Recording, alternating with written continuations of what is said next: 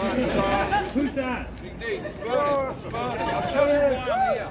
It's been my great privilege to tour the United States of America many, many times since I first went there in 1984 in the middle of our miners' strike. And when I first went to the United States of America, I realized that there were some words in English that didn't mean the same in American. For instance, tea.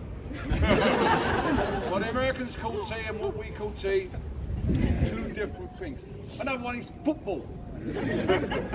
Game you play with your feet, hence the name. The Americans have this runny, catchy game. Got to stand around for a lot of time, looking at each other and pat each other on the helmet. But the one thing that really got my goat up was the Americans' use of the word socialism. They had no real grasp of what I was talking about when I was explaining what was happening in our country, how we defended the right to organise in the workplace, why we were fighting for a free health service, why we were pushing back against Margaret Thatcher. I had to do a lot of explaining. But there were a few souls, few souls who used to come to my gigs who were from the Democratic Socialists of America. They were really good people. They were great people. Michael Harrington at the time was a great man who used to come to our gigs, their leader. He sadly passed away. Then there was a long period where those guys kind of disappeared. I don't know where they went.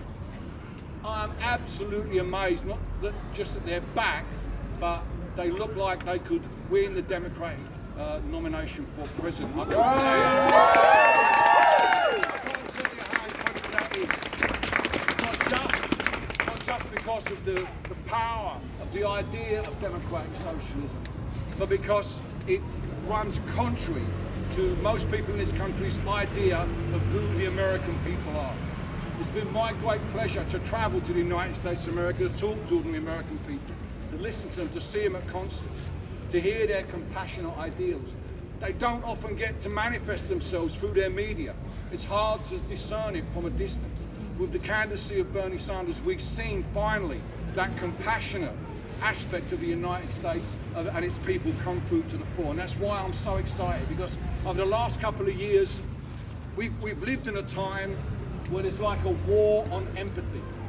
Anyone who expresses any compassion, any fellow feeling, what was it that Bernie said about voting for someone other than yourself? That idea that he's expressed so powerfully, that idea is scorned. Anyone who expresses that idea is called politically correct, virtue signaling, woke. You know, there's no such thing as political correctness. It doesn't actually exist. It's a trope used by reactionaries to police the limits of social change. There's no such thing there. There's no. Why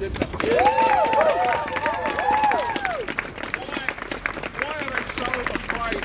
Why are they so afraid of empathy? What is it that the Boris Johnson, Donald Trump, why do they fear empathy so much? Because they know that if you mix empathy with activism, you get solidarity. And solidarity is what changes society.